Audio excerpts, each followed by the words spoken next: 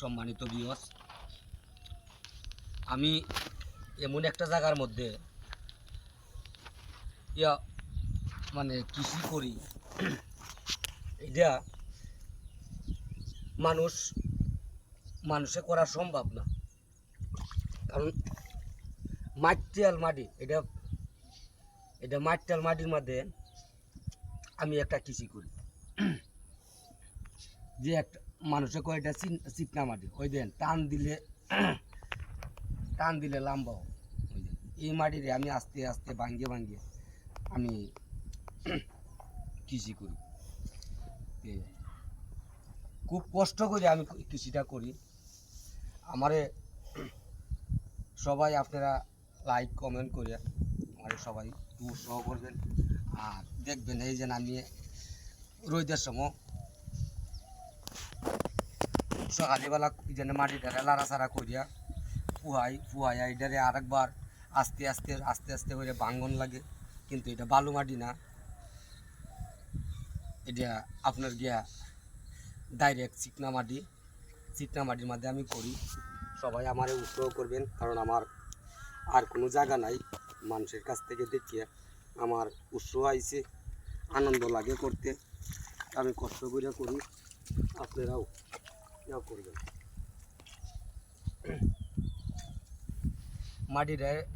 মাটিটারে হাতে জুড়া করে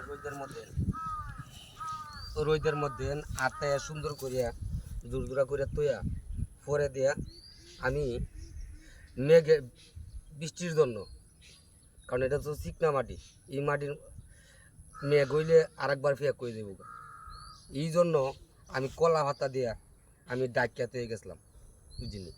এতে এখন আইছি আর কলা ভাতা উদলা করিয়া আজকে অক্টোবর মাসের 3 তারিখ আজকে লাগাইতেছি। আপনার গিয়া এসআর 45 আর লগে আর একটা দিয়েছে আপনার গিয়া টাইলিনটি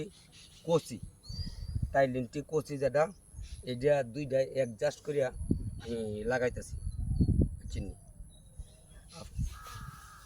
সর্বপ্রথম লাগাইতেছি, সবাই আমার জন্য দোয়া করবেন। আর যাতে আমি এই চিকনা মাটির মধ্যেই করতে পারি, আমার জন্য আশীর্বাদ করবেন, সবাই দোয়া করবেন।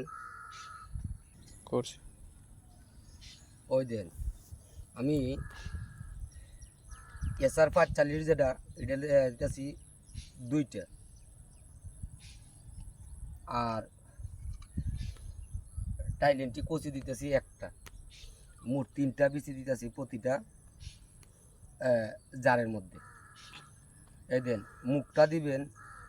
আর অনেক মানুষে জানে না এটা কিভাবে রয়তেও। এই যে এই মুখটা দিবেন আপনার গিয়া নিচ দিকে, আর এই মাথাটা থাকবো উপর দিকে। জিনিস ওই দেন উপর এইভাবে খালি হালকা দেয়া তাহলে তো রাখবেন। আর বিচি দেখবেন কয়দিনে, যে আজকে 3 তারিখ, বিচি যেদিন উঠবে সেদিন আপনারা আর একবার দেখবেন।